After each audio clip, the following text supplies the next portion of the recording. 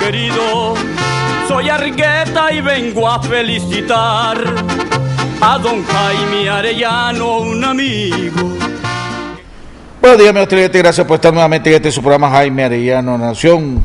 El día de hoy vamos a estar platicando, como habíamos quedado cada 2 semanas, platicar con un productor y político del norte del país para ver cómo andan las cosas por ese lado, por el lado de Matagalpa, por el lado de Jirotega, por el lado de Chontales. Así que el día de hoy va a estar con nosotros el exdiputado del PLC ante la Asamblea Nacional, el productor Freddy Torres, y que ahora es miembro del Movimiento Liberal Constitucionalista Ramiro Sacasa. Vamos a estar hablando de él alrededor de cuáles son los retos, cómo está la situación de los productores en el norte. Él es productor de café, él es ganadero, miembro de UPANIC, así que vamos a estar hablando con él alrededor de los temas económicos y lógicamente sobre temas políticos nacionales. Antes de entrar con él, un par de comentarios. Hombre, creo que fue una movida inteligente, tal como nosotros lo habíamos sugerido en este programa.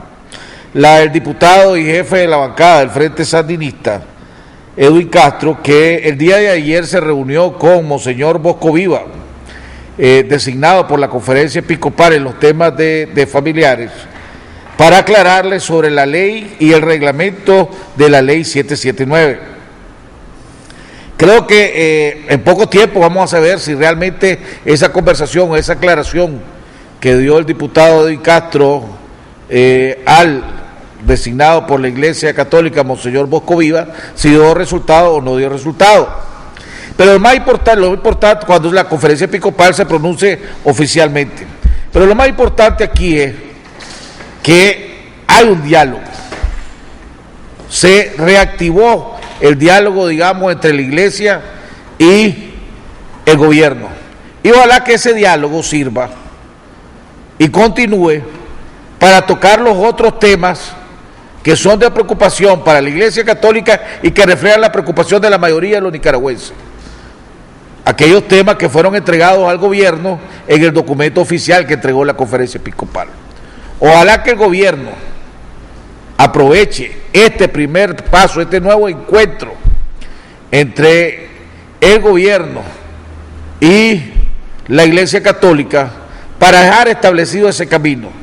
Hay temas en el documento que puso la Iglesia, que entregó la Iglesia cuando tuvo el encuentro con el presidente Ortega, que están en el aire, y que tanto para la Iglesia como para el pueblo católico de Nicaragua, que somos la gran mayoría, hombre, son temas que deben tocarse. Ayer se celebró el aniversario o el acto del aniversario de la policía, que es el 5 de septiembre, nuevamente con el ascenso a 4 nuevos comisionados o subcomisionados generales, nombrados comisionados generales y subdirectores de la policía. Creo que ya llegan a 10 o 12 los actuales subdirectores. Una lástima que la ley que se reformó de la policía, desde mi punto de vista y otros expertos, la vuelven muy vulnerable a convertirse nuevamente en una policía partidaria, algo que la mayoría de los nicaragüenses no quería que volviera a suceder en este país. Ya hemos vivido experiencias amargas cuando la policía trabajaba para la dictadura de Somoza, cuando la policía sandinista trabajaba para la primera dictadura del presidente Ortega en los años 80, y lo que menos desea el pueblo de Nicaragua es que se vuelva para allá. Ojalá reflexionen, porque en ciertas circunstancias, y todavía está pendiente, ¿verdad? La policía, cuando quiere ser eficiente, ha demostrado que es sumamente eficiente, pero todavía, cuando no quiere serlo, también ha demostrado que no lo es. Todavía estamos esperando qué pasó con las mujeres, con aquellos cobardes motorizados que atacaron a las damas que estaban protestando frente al Consejo Supremo Electoral días antes de la masacre del 19 de julio, donde hay videos de quién fue el cobarde que atacó, y además atacó periodistas del Canal 12 y quebró la cámara. Ahí está el video. Todavía nadie, no ha dado resultado la policía. ¿Qué ha pasado con la investigación de los Ocupains? Todavía nadie sabe. ¿Qué ha pasado con el asesinato? Y ahora que está Freddy Torres del Norte, con el asesinato del comandante de la Contra, días después de la masacre del 19 de julio en Jinotega, comandante García, nada todavía, y así podemos seguir enumerando un sinnúmero de casos que tienen que ver con miembros relacionados a no simpatizantes del gobierno, que la policía se hace la Shakira, no oye, no mira y no hace nada. Eso le quita una enorme credibilidad a la policía con el resto de los nicaragüenses que no son identificados como simpatizantes del Frente Sandinista. Y para terminar, yo creo que la gente del PLC debe dejar de andar buscando excusas para torpedear la posible unidad entre el Partido Liberal Constitucionalista y el Partido Liberal Independiente. Que el PLC haya cambiado la estructura de su comisión negociadora y que haya quitado a Adán Bermúdez y haya puesto a su presidenta María Osuna, está en todo su derecho. Pero venir ahora a tratar de exigirle al Partido Liberal Independiente de que como ellos pusieron a María Osuna, el PLI tiene que poner a Eduardo Montealegre para que presida esa comisión, es ridículo. Cada partido decide quiénes son los que quieren que integren esa comisión. Así como ningún otro partido puede imponer a que esté alguien o a vetar a alguien, es ridículo. Y pareciera que esto es una estrategia del PLC para tratar de torpedear la unidad de los liberales, que todos los liberales a nivel nacional quieren que se dé. Vamos a continuar con la cadena de oraciones que comenzamos por mi cuñado Iván Villa, continuamos por mi primo hermano Chichi Fernández y por todas aquellas personas que están luchando contra la terrible enfermedad que es el cáncer. ¿Por qué te confundes y te agitas ante los problemas de la vida? Déjame el cuidado de todas tus cosas y todo te irá mejor. Cuando te abandones en mí, todo se resolverá con tranquilidad según mis designios. No te desesperes. No me dirías una oración agitada como si quisieras exigirme el cumplimiento de tu deseo. Cierra los ojos del alma y dime con calma: Jesús, yo confío en ti. Evita las preocupaciones y angustias y los pensamientos sobre lo que pueda suceder después. No estropees mis planes queriéndome imponer tus ideas. Déjame ser Dios y actuar con libertad. Abandónate confiadamente en mí, reposa en mí y deja en mi mano tu futuro. Dime frecuentemente: Jesús, yo confío en ti. Lo que más daño te hace es tu razonamiento y tus propias ideas y querer resolver la cosa a tu manera. Cuando me dices: Jesús, yo confío en ti, no sea como el paciente que le pide al médico que lo cure, pero le sugiere el modo de hacerlo. Déjate llevar en mis brazos divinos, no tengas miedo, yo te amo. Si crees que las cosas se empeoran o se complican a pesar de tu oración, sigue confiando.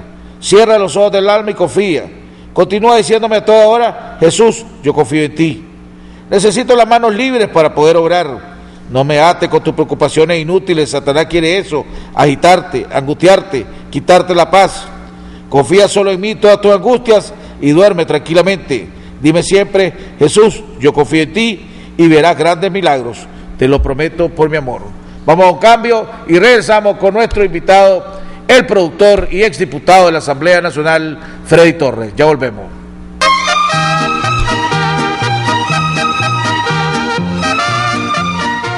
Para llegar alto, algunas personas eligen subir en globos aerostáticos. Otras prefieren los aviones. Pero quienes de verdad quieren llegar alto, buscan los cohetes espaciales. Y suben mucho más. Despega tú también con la cuenta de ahorro Suprema BDF y recibe hasta un 3% de interés anual por tus ahorros. Abrí hoy mismo tu cuenta de ahorro Suprema y llega tan alto como vos querrás. BDF, simplifícate. Aplican restricciones.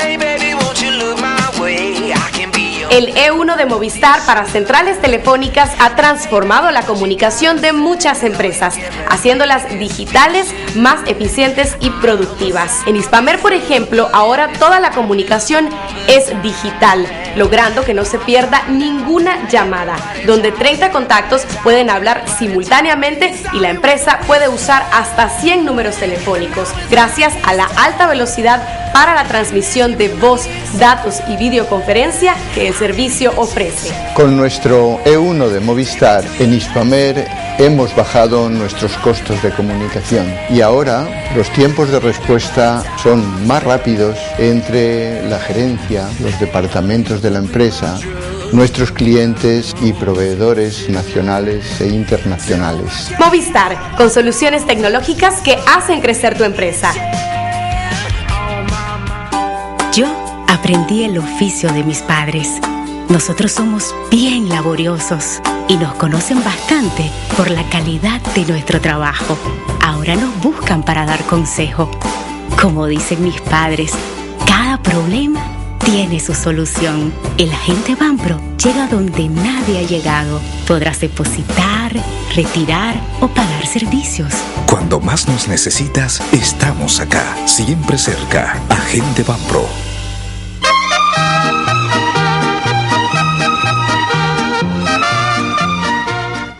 Bueno, amigos televidentes, estamos de regreso en la segunda parte de nuestro programa. Ya está con nosotros, tal como habíamos anunciado, al productor cafetalero, ganadero del norte del país, y que habíamos quedado que cada cierto tiempo, cada 2 semanas, íbamos a invitarlo, que aceptara nuestra invitación para que hiciéramos un análisis de cómo están las cosas en el norte, cómo ve la gente del norte lo que está pasando en el país, cuál es la situación de los productores, cuál es la situación de la situación de seguridad, la situación económica, y lógicamente toquemos también la situación política o cómo ven ellos el avance o el retraso de la política aquí en Nicaragua.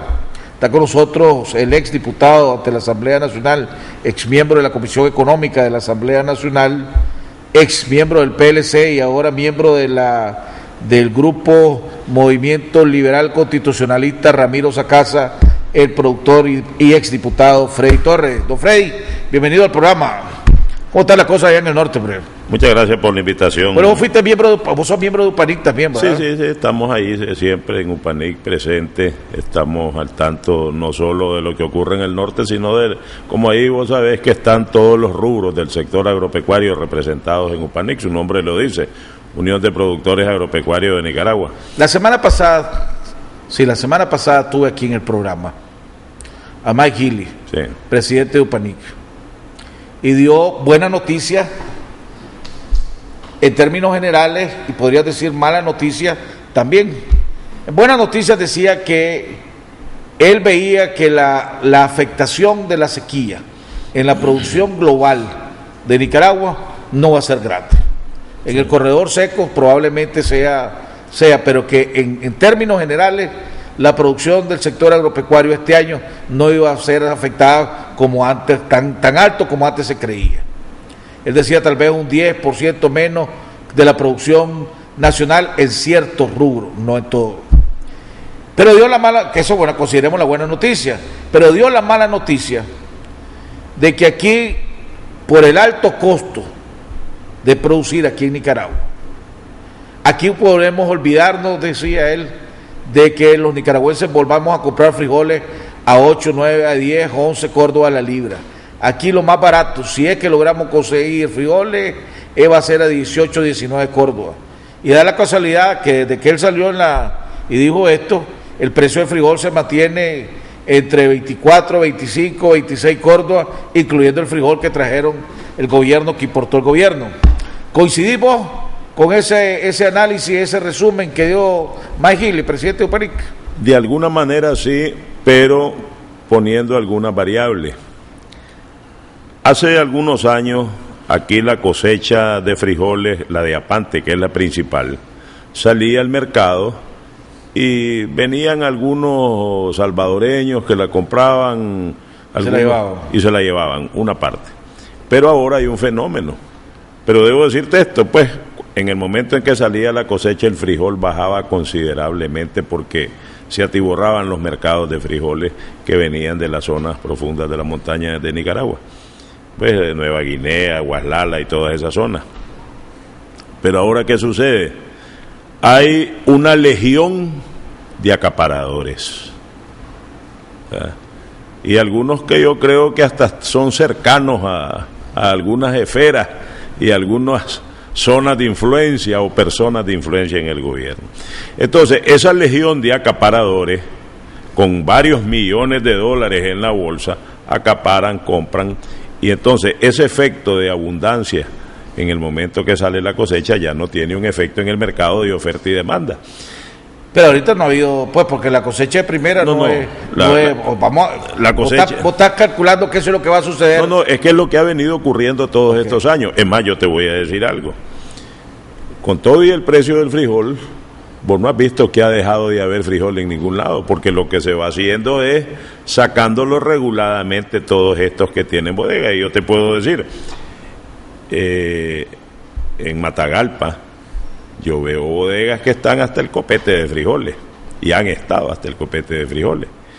El mismo en Navá compró mucho frijol durante la cosecha de apante anterior, porque la cosecha de primera nunca ha sido tan significativa o que tenga un impacto muy grande en la mejora de los precios. Ahora, yo no estoy diciendo que sea malo que alguien compre la producción entera de café de Nicaragua. Si hay quien compre eso, pues lo que hay que hacer es incentivar, financiar y producir más, porque... Es que el acaparamiento es ilegal. Sería bueno, algunos de los abogados televidentes que nos están viendo, ¿verdad?, que si nos puede mandar a mi correo o al teléfono que aparece en la pantalla y nos aclaren si vos agarran a Freddy Torres, pongámoslo, o Freddy Torres viene y compra todo el frijol y no lo quiere vender hasta que el precio suba, ¿eso es ilegal o no es ilegal? Hombre, yo no estoy claro si es ilegal, pero por lo menos es inmoral, porque si sabemos que en este país la mayoría o la totalidad de los nicaragüenses come frijoles, y además es la dieta o el alimento básico de las clases más empobrecidas o pobres, pues no deberíamos de permitir las exageraciones o los extremos. Ahora, el gran regulador de esto, y yo te he escuchado decirlo a vos en muchas ocasiones, debería de haber sido en Navá. Y en Navá, y yo coincido con vos, que falló totalmente, porque, y es una cuestión que a mí me extraña, ¿verdad? Porque yo yo estoy en zonas frijoleras del norte, yo estoy en una zona cafetalera en Pancasán y en Paiguas en otra donde se producen muchos frijoles, de ahí para adentro. Pero hay gente que me ha dicho, Freddy, que lo que sucedió el año pasado es que no hubo la producción que el gobierno dice que hubo. No se produjeron los 4 millones de quintales de frijol que dice que se produjeron más de 4 millones de quintales. No hubo tal producción, me dice. ¿Cómo no? Hubo... Sí hubo la producción. Sí hubo producción y fue entonces lo que hubo fue acaparamiento. Y fue muy buena. Entonces lo que hubo fue acaparamiento. Lo que hubo fue acaparamiento, y con un agravante, si le querés llamar agravante, de que hubo una orientación de sembrar una cantidad de frijol negro que el nicaragüense no consume. Ahora, debo decirte, con el alza de los precios, pues hombre, todos estamos aprendiendo a comer frijol negro. ¿Vos ya lo probaste? Claro. Yo no lo he probado, fíjate, me voy a llamar la atención pero y mira, probarlo. Yo te debo decir algo, y habría que hacerse la pregunta, ¿por qué todos nuestros países vecinos lo comen y por qué nosotros no lo vamos a comer? Probablemente por una cuestión... ¿Y por qué es más barato el frijol negro que el frijol rojo? No es que sea más barato, al no tener tanta aceptación y no haberse logrado la exportación a Venezuela como se pensó, porque Venezuela es el principal comprador de ese frijol. Obviamente ese frijol quedó aquí rebotando y se conseguía a 1.000 córdobas el quintal, pues, a 800, 900 córdobas. ¿Y cómo va la producción de café ahí en el norte? Mira, la producción de café sigue estando golpeada con la cuestión de la roya, ¿verdad? Recuperar una plantación después de un ataque de roya, como tenés que receparla, ¿verdad? Si no es que te la afectó de tal manera que tengas que sembrarla nuevamente, cuando vos haces el recepo, tardás nuevamente de 2 a 3 años en tener una cosecha comercial, y si tenés que hacerla de nuevo, pues tal vez hasta 4 años. Y hay otro efecto, que es el costo de eso, Hoy en día renovar una manzana de café no te cuesta menos de $4.500 la manzana. Y habemos productores, por ejemplo en mi caso, y muchos que yo sé, yo tengo recepada la mitad de mi plantación, que porque me golpeó fuertemente la roya. Y así muchos productores. Y esa comisión que se creó, gobierno, sector privado, que ya se instaló, ya se nombró, ¿funciona, mira, no funciona? Hay una serie, ¿o fue puro acto burocrático? Mira, hay una serie de preocupaciones de los productores en este sentido. Yo conversaba un día de esto con el delegado de la Alianza Cafetalera, que es mi buen amigo Julio Solórzano, y yo lo urgía a que ya de una vez terminen de montar la estructura. Organizar esa estructura le ha tomado varias reuniones y varios meses. No puede ser, si esto ya debería de haber estado organizado desde el año pasado, si hubiera sido el caso, ¿verdad? Para poder salir al frente. ¿Cuánto fue la producción de café el año pasado? El año pasado anduvimos como por 1.600.000 quintales. 1.600.000, sí, mucho menos de los 2 millones. Ah, sí, de lo que habíamos estado. ¿Y este año qué calcula que vaya a hacer? Yo creo que pudiera ser que suba un poco, porque ya algunas plantaciones empiezan a producir algunos granitos de lo que fue recepado. Gracias a Dios los precios. Cuando ya anda por 190 y pico, sí, ¿no? Sí, bueno, se acaba de caer más de $20 el precio. Bueno, 170 pues. Sí, como 180 y algo cerró ayer, pero hay mucho movimiento especulativo. La bolsa de Nueva York se transa mucho en papeles, ¿verdad? Los fondos compran cuando sube el precio, recuperan utilidades, en fin, pues los commodities en general son así. Déjame hacerte esta pregunta. Para irse bien, esto es para después tocamos temas nacionales, si quieres, pero esto es para hablar del norte. Uno de los funcionarios que tiene mejor reputación, pongámosle, que con quien he hablado ha dicho que ha hecho bien su trabajo, es el ministro de Transporte, Martínez, sí, Pablo sí. Martínez. Pablo Fernando Martínez. Pablo Martínez. Sí. Los productores siempre se han quejado de que los caminos de penetración, las carreteras en el norte, el corredor olvidado, como le dice el doctor Rizzo. El MTI ha hecho su trabajo en el norte, pero no tienen, pues, lógicamente que van a tener problemas de infraestructura porque en Nicaragua estamos ya atrasados. Pero comparado con las expectativas que hay, ¿el MTI ha hecho su trabajo en el norte o no ha hecho su trabajo en el norte? Mira, yo no sé. Y cuando yo hago comparaciones de algunos departamentos, por ejemplo, yo he estado en Chontales y me han comentado chontaleños que en Chontales se ha invertido muchísimo en infraestructura vial. Sí, ahí está Felices. Yo, en broma y en serio, digo que ese es el departamento del presidente de la República y probablemente quiere congraciarse con sus coterráneos. Pero a mí me preocupa Matagalpa. Si vos revisás, Matagalpa es el departamento que menos carreteras pavimentadas tiene. Hay que hacer una revisión. Eso por un lado. Por otro lado, que no nos hagan nuevas, que nos mantengan las que están. Por ejemplo, la que va de Muy a Matiguás Río Blanco, se ha convertido en una trocha. Y Fernando Martínez, que yo le reconozco su labor. Matiguás Río Blanco. Eso hay tramos ya en que se volvieron camino de tierra, ¿verdad? Y desde hace años. ¿Y han hablado, se han reunido los productores del norte? Hombre, yo he hablado. Ustedes tenían una asociación, ¿verdad? La Asociación de Productores del Norte. Sí, es la Alianza Cafetalera, ¿verdad? Que básicamente está en el norte la mayoría de la producción. Pero están las asociaciones, la Asociación de Cafetaleros, la de Ganaderos, y a todos nos afecta. ¿Se ha reunido con...? Mira, tal vez no ha habido una reunión formal. Yo, de manera particular, he hablado con Fernando Martínez, bastante accesible, Fernando, y le he dicho de esa carretera muy Matiguás Río Blanco y de algunos otros caminos.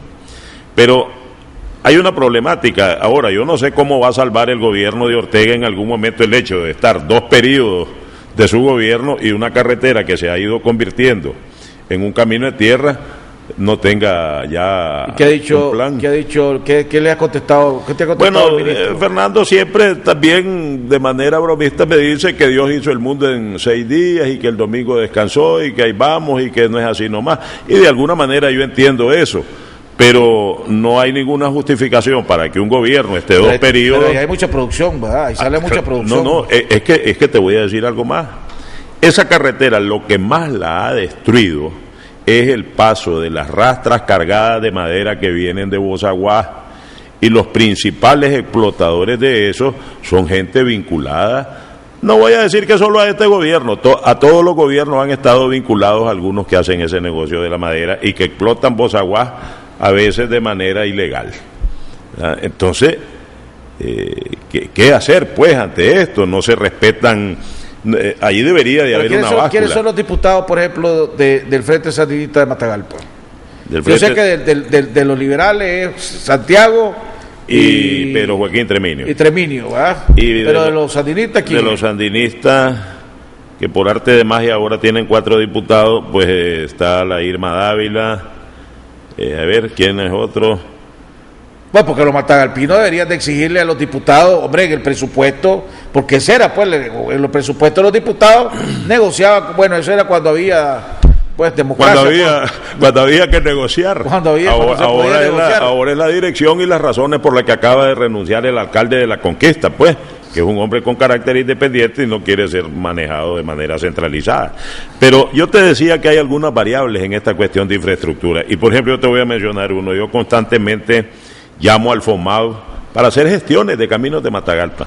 Y entonces, ¿qué sucede? El FOMAV tiene un déficit tremendo, porque aquí los nicaragüenses y los diputados, a los cuales hago un llamado que le pongan más seriedad a eso, a los de todas las bancadas,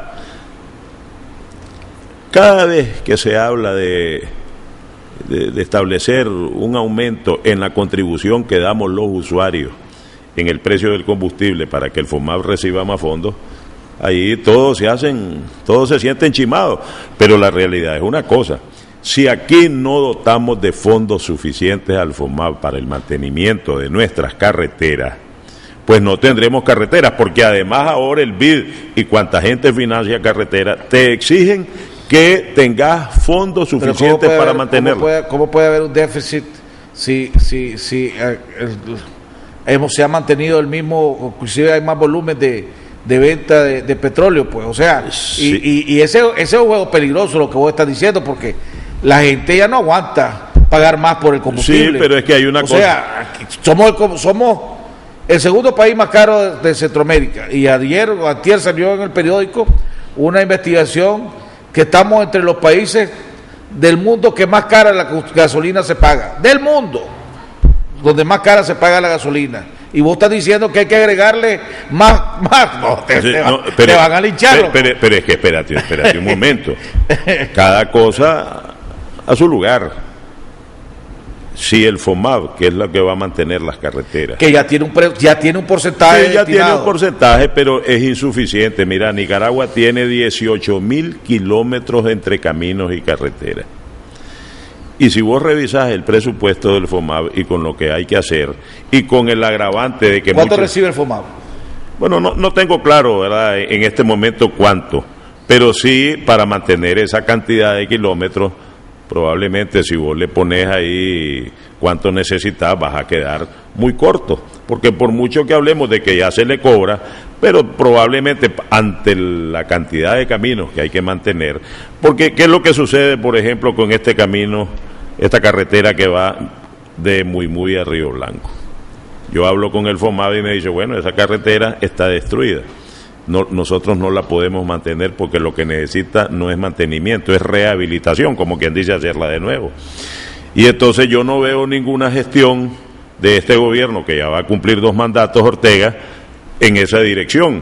Sin embargo, yo leía hoy en un diario que el ministro estaba diciendo que 120 kilómetros se van a ahorrar en unas pasadas que van a hacer de Malpaichiva, no sé dónde, que me parece que está bien, pues, para el tráfico internacional. Pero no podemos descuidar las carreteras, que significan un alto porcentaje de la producción nacional en ganadería, en granos básicos, en leche. Fíjate que hay una cosa, que las plantas industriales que van a traer leche a esa zona, a veces yo las veo que patinan también, porque se les quiebran sus pipas. Pero entonces aquí viene el dicho nica, el que no llora no mama. Si ustedes, los productores del norte, no vienen y forman una comisión y se reúnen con el ministro Martínez y le dicen la realidad de las cosas, y ahí... Bueno, y eso no es bueno, yo no creo solo que aquí, ¿verdad? Eso es todo el mundo. No, total. Yo pienso que las organizaciones de productores, y yo voy a encargarme de promover eso, formemos una comisión para venir a hablar, aunque yo sé que ahorita este mensaje le está llegando directo, ¿verdad? Él nos mira, él mira este programa, pues, pero te digo, pues, oficialmente usted, igual que los productores deben de exigirle a los diputados del norte. Bueno, por lo menos a los 4 del Frente Sandinista, que son los que tienen los votos para hacer las cosas lo que ellos quieran en la Asamblea Nacional. Sí, ellos, pero es que esto no depende, cuando hablas de rehabilitar o de hacer una carretera nueva, no necesariamente como no, pues tiene que ver con el presupuesto que voy a aprobar para el MTI. Sí, presupuesto, pero es que el presupuesto para el MTI es para también de alguna manera mantener y reparar, pero esa carretera necesita rehabilitarse, como quien dice hacerse de nuevo, necesita un préstamo del BID, como está ocurriendo ya de Huaco a Muy. La carretera de Huaco a Muy estaba destruida, ya tienen un préstamo, creo que es el BID, para rehabilitarla, para hacerla de nuevo. Esas carreteras se hicieron, una parte en el gobierno de doña Violeta y otra parte en el gobierno de Arnoldo Alemán. Y el grave problema que ha tenido este país es que no se les da mantenimiento. Entonces, de repente comienza un poquito de agua en una pendiente a meterse a la carretera y como no limpian los desagües y todo, cuando te das cuenta ya se llevó la mitad de la carretera. Hay como un círculo vicioso. Se hace la carretera, FOMAV está supuesto a hacer el mantenimiento, FOMAV dice no tengo reales, la carretera se arruina, el MTI te dice yo no puedo estar haciendo toda la carretera, que el FOMAV por no darle mantenimiento se están arruinando. Pero es que por lo que me estás diciendo. Sí, pero es que entonces voy a esto, por eso yo te digo que hay que dotar al FOMAV de más recursos para el mantenimiento, porque hay un agravante. Pero vos te apuesto que si vos le preguntás a todo el mundo que si está dispuesto a pagar más reales, para que le den más reales al FOMAV y pagar más reales por el precio del galón del combustible, te linchan. ¿Por qué no hacemos numeritos? ¿Cuánto cuesta las llantas que se le rompen en un bache a un camión? ¿Cuánto cuesta un moño de resorte de X? Ahora, probablemente el que esté en Managua, ese ya le paga a la alcaldía y circula en las calles, pero estamos hablando de la circulación a nivel nacional y en la zona. Tal vez entonces que los productores paguen más. Paguen de su producción se le dé un porcentaje al FOMAV para mantener los caminos que ustedes mismos están arruinando. No, pero es que acordate de una cosa. Pues, ¿por qué voy a pagar yo por la carretera que ustedes mismos están arruinando en el norte? Sí, no tengo por qué pagar yo. Sí, pero es que los países no funcionan así, Jaime. Yo estoy claro. Además que si vos contabilizas lo que la producción de café, de ganado, de leche, significa en el ingreso bruto del país. ¿Te asustó? Oye, mira cosas, si los productores estamos acostumbrados a pagar hasta las malas miradas. Por eso mismo, pero si vos ahorita el problema es, ¿cuál es el principal problema que todos los nicaragüenses te están diciendo? El alto costo de la vida. Ya no aguantan los incrementos de la gasolina, que pagamos el combustible más caro, el incremento disfrazado de la luz, porque yo le apuesto y hago con todo lo que me están viendo, que si hacemos una encuesta, la gran mayoría de los nicaragüenses todos los meses el recibo te llega más caro. Sí. Todos los meses te llega más caro, a pesar de que la luz, la tarifa oficial no ha subido, todos los meses de pero norte y sur. Tenemos una esperanza, dicen que Tumarín, que ya va a ser la 9ª vez. Sí, hasta eso está dudando, porque nadie sabe cuál es el precio que acordaron de la tarifa, no hay transparencia. Mira, yo recuerdo, Jaime, que cuando yo estaba en la asamblea, yo fui a Brasil a ver la experiencia de esta empresa y todo. Fuimos varios diputados. Y vine sorprendido de que esta gente pretendía, en ese momento, cerca de $120 el mega. Y en Brasil ellos lo producen a $60. Entonces dije, bueno, y se lo dije yo a la gente de Quirogalbao y Electrobras, bueno, y ustedes vienen aquí como que vienen a cambiar espejitos por oro, vienen a imponer un precio. Y no paraba ahí el asunto. Año con año, aún sin construirla, o sin empezar a generar, subía un porcentaje. Por eso sí, eso es lo que Bayardo dijo. Se suspendió la última vez que se había suspendido, mismo Bayardo dijo, se suspendió porque están pidiendo una tarifa muy extra, están pidiendo que se le garantice toda la compra y además que se le pague cuando no produzca. Y hay que peludo. Eso es. Y a Chiquén no. Sí, a Chiquén no la hace, pues. A mí me gustaría que me paguen mi cosecha de café sin producirla. Por eso, pero aquí alguien tiene que hacer algo con Dinorte y Disur, porque jodido, yo no sé si la palabra es correcta o me iría a meter el problema, pero de que nos está robando, porque no es posible que yo vaya a platicar con la gente. La vez pasada estaba platicando con un comerciante, ¿verdad? Y me decía, hombre, yo estoy pagando 100 y pico mil, 120,000, 130,000 córdobas de luz mensuales, he hecho cambio, ahorro, en su negocio. Por más que ahorre, me dice, siempre me sale alrededor 125, 130. No puede ser, me dice, no estoy trabajando para pagar la luz. Oye, mira cosa, y hay un elemento ahí que es una barbaridad. Si bien vamos a suponer que vos en diciembre por alguna razón se te subió tu consumo y llegaste a una factura de 5,000 córdobas. Entonces, al mes siguiente asumen, aunque te haya bajado, de que vos, ¿por qué vas a bajar? Que no hay ninguna razón, que a lo mejor es que estás robando o que estás pegado y te vuelven a clavar los 5,000. Y hasta que vos llegas a decir, bueno, ¿y qué pasó? Entonces, en el momento, no, es que el histórico, el no sé cuánto, ¿entendés?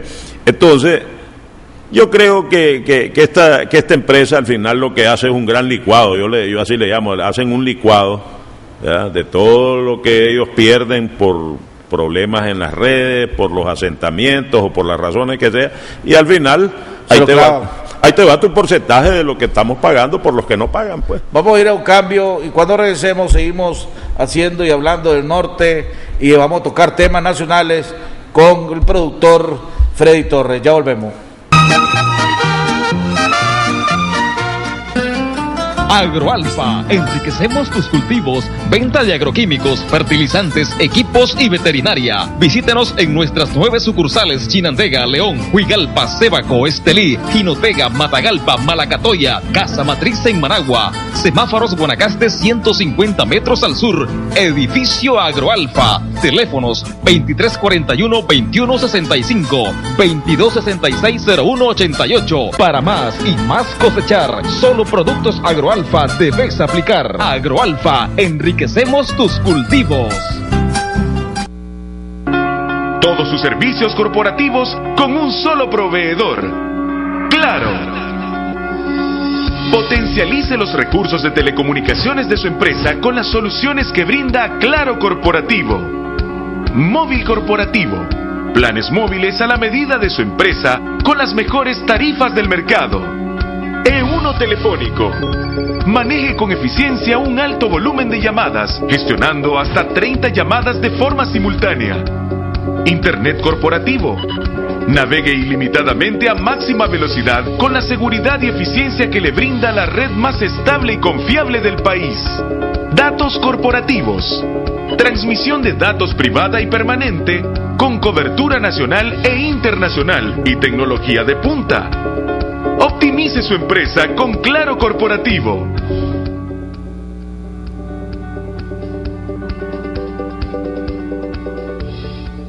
Mantente informado todo el día en cualquier lugar.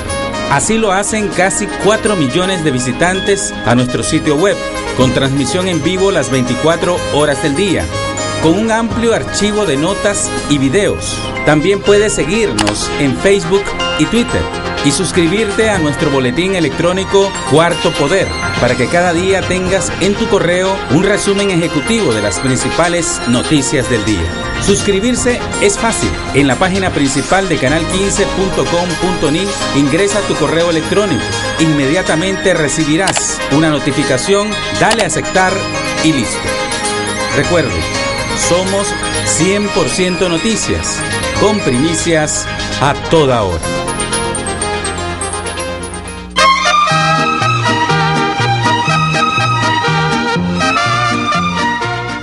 Bueno, amigos televidentes, estamos de regreso en la recta final de nuestro programa. Está con nosotros nuestro invitado, exdiputado de la Asamblea Nacional, productor, miembro del movimiento constitucionalista liberal constitucionalista Ramiro Sacasa.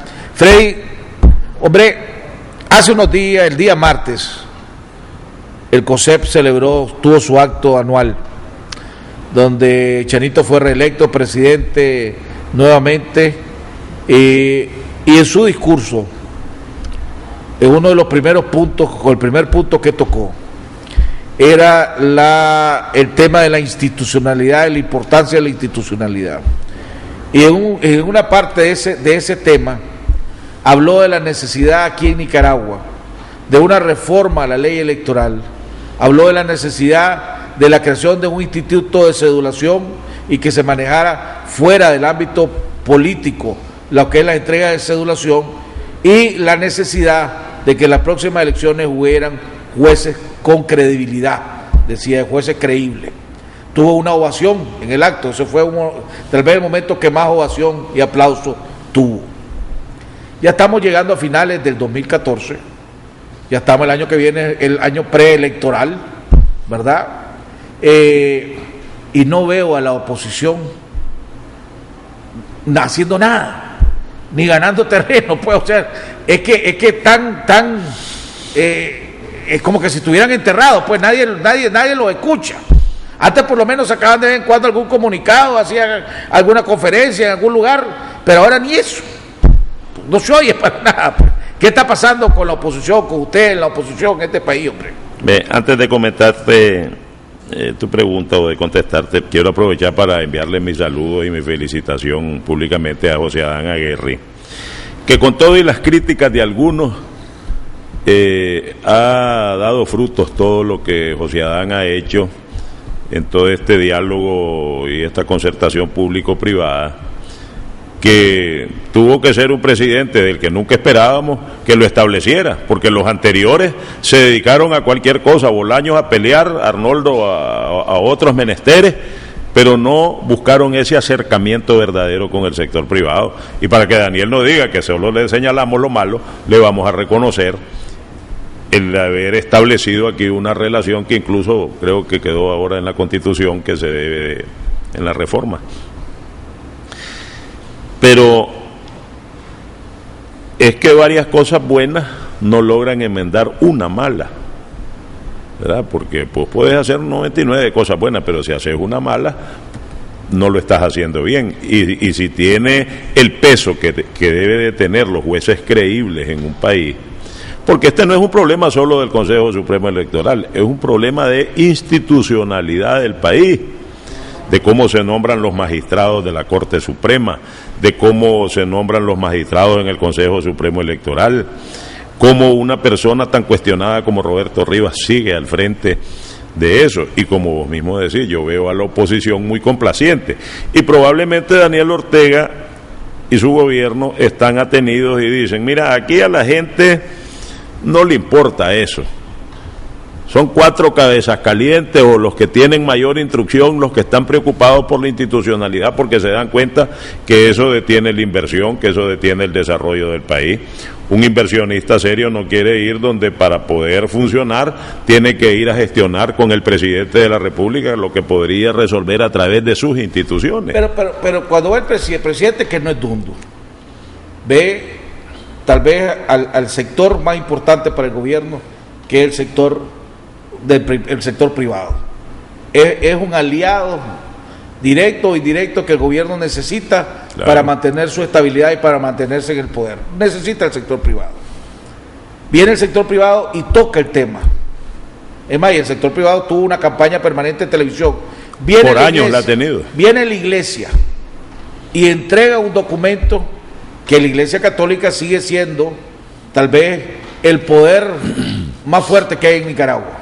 Son un poder, la iglesia es un poder. Y en el gobierno va y entregan un documento donde tocan el tema. Además, las únicas dos cosas que pidieron la iglesia es cambio de magistrados, reforma a la ley electoral, un proceso electoral transparente. Fue una de las dos cosas que pidieron.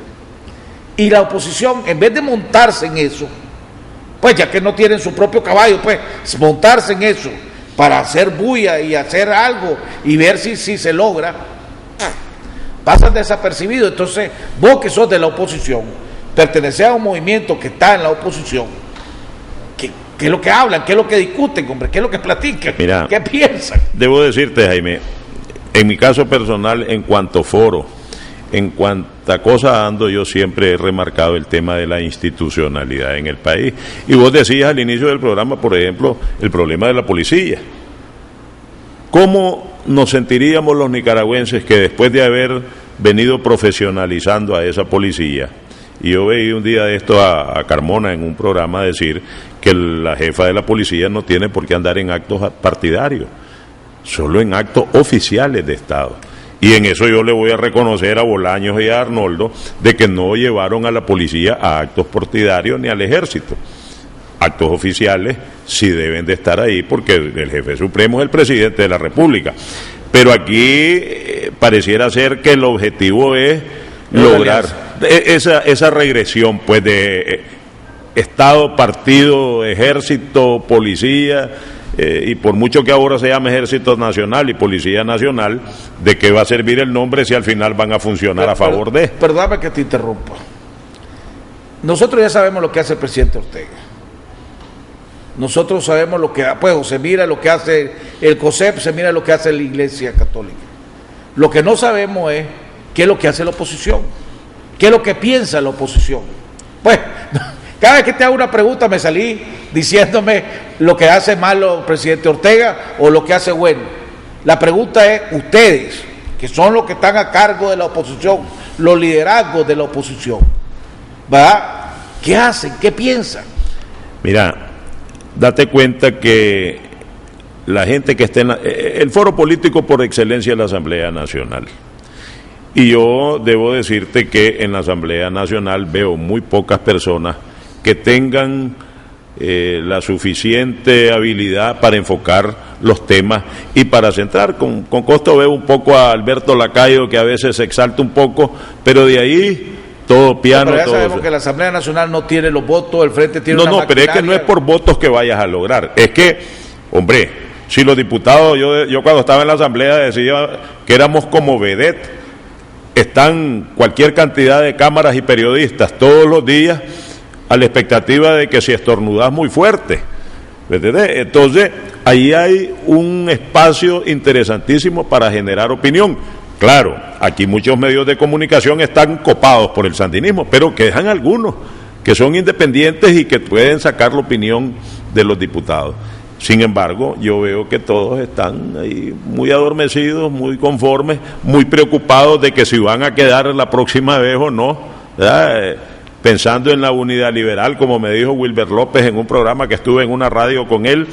Entonces, unidad que yo creo que no va a llegar a ningún lado, ¿verdad? Porque esa es lo que yo siempre le he dicho, la unidad guatucera y solo de las cabezas. Pero... Bueno, pero ¿y ustedes qué van a hacer? Aquellos que no están en la Asamblea, pongamos, pues la oposición ha actuado deficientemente en la Asamblea Nacional. Pues según tu evaluación que acabas de decir. Pero pues la Unidad por la República, Unidad por la República, sí, ¿qué se llama? Sí. La Unidad por la República, ¿qué piensan hacer? O sea, es frustrante saber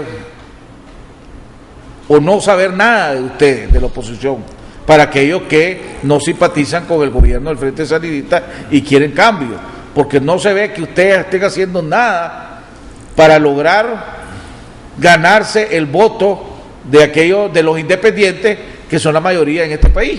Mira, Jaime, no es que no se haga nada, de alguna manera se trata de generar un poco de opinión o mucha opinión, pero cuando no tenés una estructura partidaria propiamente dicha, ¿verdad?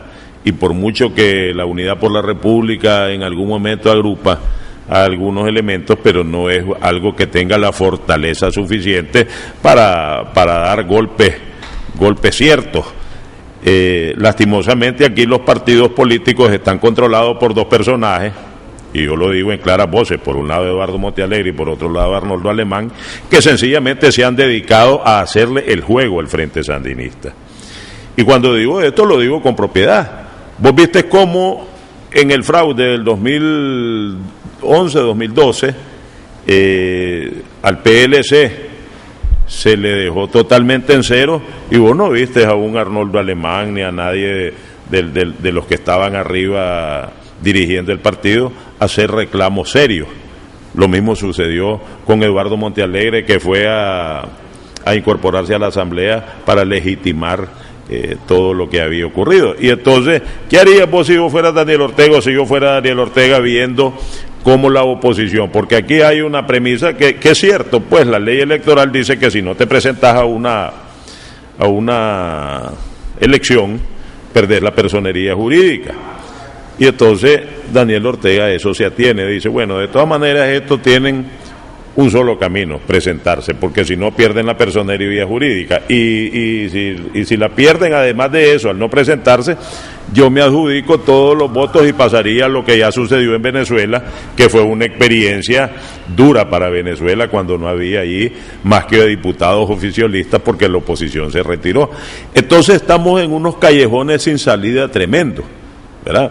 Pero Daniel Ortega, que vos mismo decís, y yo creo que no es dundo, tiene que saber que el que más plata tiene en este país es la familia Ortega Murillo, por las razones que sea. Y si aquí la institucionalidad se va al suelo, la institucionalidad democrática, y se pierde el control de la macroeconomía, se estancan las inversiones y se vuelve a organizar el desorden, el que más tiene que perder es él. Todos vamos a perder. Pero no tiene ninguna gracia que estemos reconstruyendo un país cada 40 años después de que se baja una dinastía del poder, como sucedió con Somoza. Se fue Somoza, llegaron ellos en los 80, destruyeron el país, retrocedimos 40 años, ahora lo tenemos nuevamente a flote y de repente podríamos volver a estar en el mismo círculo de violencia. Pero decía que en paz descanse el doctor Emilio Álvarez Montalbán, y lo han dicho mucho. El país necesita de una oposición fuerte. Claro, pesos y contrapesos. Entonces, definitivo. Entonces, la pregunta es, presidente Ortega no va a venir a construir una oposición fuerte. La oposición fuerte, hacerse fuerte, le corresponde y la responsabilidad es de aquellos que están en la oposición. Entonces, vuelvo a hacerte la pregunta. ¿Qué están haciendo ustedes que están en la oposición para agarrar fuerza? Mira, es que te voy a decir una cosa, no se trata de salir a la calle 4 gatos o 100 gatos. No, yo no te estoy diciendo eso. Lo que estoy preguntando es qué están haciendo. Por ejemplo, ¿qué es lo que estamos haciendo? Diciéndole seriamente a los partidos liberales y a sus dirigentes, Eduardo Montealegre y Arnoldo Alemán, que ellos no son factor de unidad. Y que dejen que el Partido Liberal se unifique, se recomponga y surjan los nuevos liderazgos, el relevo generacional. Porque aquí pareciera que hay una oleada de reelecciones que tampoco es sana para ningún país. Acabo de ver a Telémaco Talavera nuevamente reelecto en el CNU. Y así sucesivamente. Pero viene, mira. Vos decís que, Eduardo Montealegre y Arnoldo Alemán no son factores de unidad, que deben de separarse. Pero viene Eduardo y te puede contestar, hombre, yo acabo de pasar un proceso de elección en el PLI, que me eligieron a mi presidente del PLI. La María de Osuna te puede decir, mira, yo acabo de pasar por un procedimiento en el PLC, de acuerdo a su estatuto, que me eligieron presidenta del PLC. Le guste a uno o no le guste a otro, oficialmente.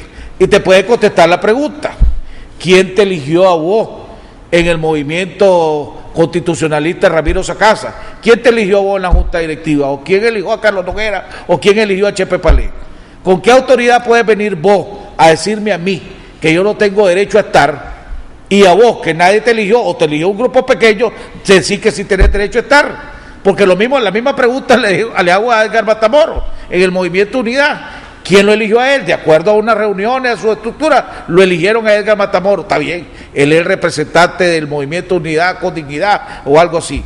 Pero eso no le da autoridad a decirle a otra organización quién debe estar y quién no debe estar. Porque si no, entonces el PLC puede venir a decirte, mira, Freddy Torres no es producto de la unidad, debe separarse. Y vos decís, espérate un momentito, ¿quién sos vos para decirme eso a mí? Oíme una cosa, si es que yo creo que muchos de los que hemos estado en cargo, yo solo estuve en un periodo en la Asamblea Nacional, sin embargo no aspiro a otro. Ni creas que vengo aquí no, yo estoy claro. Vengo porque me importa Nicaragua, porque quiero tener un país mejor, quiero que mis hijos y mis nietos disfruten de un país mejor. Y tener acceso a medios de comunicación, y soy una persona que genera opinión. Por eso, entonces, yo creo que Arnoldo Alemán y Eduardo Montealegre, y el mismo Daniel Ortega, si son inteligentes, tienen que dar paso al relevo generacional. Daniel dar paso a la institucionalidad democrática, al manejo, a la separación de los poderes, porque eso es lo que los países modernos requieren. Lo mismo sucede con los dirigentes partidarios, en este caso Arnoldo y Eduardo. Ellos deben de dar paso a que estos partidos se recompongan, a que surjan los liderazgos que verdaderamente hay en el partido. ¿Me entiendes? Y yo no estoy diciendo que tiene que regresar Freddy Torres o Chepe Paleo, los que somos. No, yo estoy hablando de eso. Ya nosotros hicimos nuestro papel, pero es que también esa es parte de la inteligencia, porque si vamos a jugar en política, debemos de tener alguna inteligencia y algún entendimiento. Conmigo que cuente un partido liberal que en el norte los voy a apoyar sin andar buscando huesos ni cargo alguno, porque ya suficiente descuidé mi empresa por andar ganándome una platita que aquí la gente cree que son millones, pero es un salario, a no ser que llegues a vender los votos, como les decía yo a algunos diputados, prepago y pospago. ¿Me entendés? Pero el que llega a ganarse un salario ahí y deja una empresa caminando, que la dejas semi abandonada porque te convertís en empresario de fin de semana, no es cierto. Pero sí, yo quisiera tener un país donde la institucionalidad democrática funcione, donde un llamado de atención a la policía sea atendido, que no diga, no, mientras a mí me respalde Daniel Ortega, yo que pierdo. No, señor, yo quisiera ver a una policía y a un ejército como funcionaron cuando estuvo Arnoldo y cuando estuvo Bolaño, ¿verdad? Porque a doña Violeta yo no la meto en esto, porque doña Violeta fue víctima. Tuvo que reestructurar. Tuvo un periodo de transición muy duro para doña Violeta y su equipo de gobierno, pero ya los otros gobiernos empezaron la institucionalización del país. A 2 años de las elecciones, ya estamos llegando a 5 años y después va para abajo, ya estamos yendo para abajo, estamos entrando a la recta final. En una escala de 1 al 10, siendo 10 cuando ya esté totalmente listo, la oposición, ¿en cuál está? ¿En 1, en 2, en -1? Yo creo que está muy mal, y lo que es más grave aún es que esta unidad cacareada del PLC y del PLI, yo soy un convencido de que Eduardo y Arnoldo y sus seguidores respectivos no quieren esa unidad, y me lo demuestra el hecho. Te voy a contar el día del empresario. ¿Quién sale perdiendo más si no se da esa unidad? El pueblo de Nicaragua. No, porque ellos van a seguir. Los dos partidos políticos, de los dos partidos políticos, ¿quién sale perdiendo más, el PLC o el PLI? Yo pienso que pudieran perder. Es que ve, cuando un partido se reduce producto de un fraude y de un manoseo en los votantes, es muy difícil saber quién tuvo qué, ¿verdad? Yo no estoy claro si el PLC realmente tuvo, aunque sí sé que el PLI en su momento con Fabio Gadea arrastró a muchísimos votantes, y yo pienso que deberían de haber más diputados allí del PLI, pero como eso se arregló de tal manera que se le daba la mayoría absoluta a Daniel Ortega y a su gobierno, ¿verdad? Y para ver lo que vemos ahora en la Asamblea, donde solo se bajan orientaciones. Si es que en la forma que está funcionando la Asamblea deberían de ser 5 ya. Por eso, del 1, y con la nueva reforma constitucional, más todavía cuando el escaño es del partido. Para terminar, tu comentario final es sobre qué puede esperar aquellos que están viendo este programa, que no simpatizan con el gobierno del presidente Ortega y que creen que deben de haber cambio de gobierno. ¿Qué puede esperar de la oposición? Hombre, si la unidad no se le quitan algunas asperezas que tiene, y como lo que vos mencionabas al inicio, que le están diciendo a Eduardo que por qué no llega él, que porque allá pusieron la presidencia, o sea, eso te demuestra que la unidad es nada más un tema de conversación, pero no es un objetivo a alcanzar. Es más, a mí me da la impresión que en el PLC, ¿verdad?, principalmente, no quieren competencias los que están allí alrededor, ¿verdad? Y me lo demuestra esto, te voy a contar. Ahora el día del empresario fui a saludar a Adán Bermúdez, que estaba en una mesa. "Ay, Adán, ¿cómo está? ¿Con el qué?". Entonces, como respuesta me dijo, él estaba tal vez probablemente con sus traguitos, pero me dice, ¿sabes qué no me gusta de vos? Que de vos te pusieron de dedo, me dice, de diputado. Yo no le digo, no creas que solo yo, todos los que estábamos ahí éramos de dedo. ¿Por qué me reclamas solo a mí? Le digo, ¿o es que vos crees que el resto fueron a una primaria? Entonces, pero todavía yo le digo, tengo un atenuante, le digo que los estatutos del partido establecen que el partido puede invitar a participar a candidatos a diputados a los miembros de gremios destacados, a los de los sindicatos. Con ese espíritu estuvo Roberto Moreno y otros, le digo. Pero ¿a qué viene eso? No, que entonces yo veo que en el PLC incluso no quieren que alguna gente llegue porque sienten que le llegan a robar espacio. Sí, entonces, si hay esa mentalidad, sí. Y si Adán Bermúdez, que es el vicepresidente del PLC, me sale con esa chabacanada ahí detrás, yo que llego a saludarlo, sin ningún interés más que de saludarlo, pues, entonces, eso me demuestra que no hay interés en atraer, en sumar o en juntarse, porque si yo lo llego a saludar, que soy miembro del Movimiento Liberal Constitucionalista, y él realmente estuviera interesado que este Movimiento Liberal Constitucionalista en algún momento llegara al partido, me recibe de otra manera.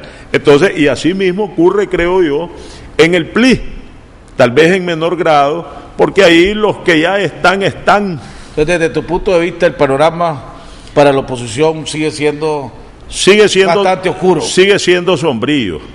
Pero no hay que perder la esperanza, porque en algún momento surgen liderazgos, ¿verdad? Surgen liderazgos de gente joven, inesperado, que aquí, claro, los cortan de raíz en cuanto ven un movimiento, pero ha ocurrido en muchos países, así ha ocurrido en países donde de repente, y aquí nomás no vayamos muy largo, y en Costa Rica, ¿cómo surgió el actual presidente? De la noche a la mañana. Entonces, aquí tiene que haber relevo generacional. Y creo yo que la juventud, y yo se lo decía ayer a un hijo de un amigo mío profesional, hombre, ya los viejos hicimos nuestro papel. Pero aquellos que están liderando no están incentivando a los jóvenes a participar, desgraciadamente. Y ese es un problema. Pero la juventud no necesita que le empujen mucho. La juventud normalmente tiene el impulso y la rebeldía. Bueno, el tema político desgraciadamente deja mucho. Hay que confiar en la raza humana, hombre, Jaime. Ha dejado mucho que desear. Hemos llegado al final del programa, le agradecemos a Freddy Torres. Nos vemos el día de mañana en otro interesante programa aquí en Jaime Arellano en La Nación. ¿No?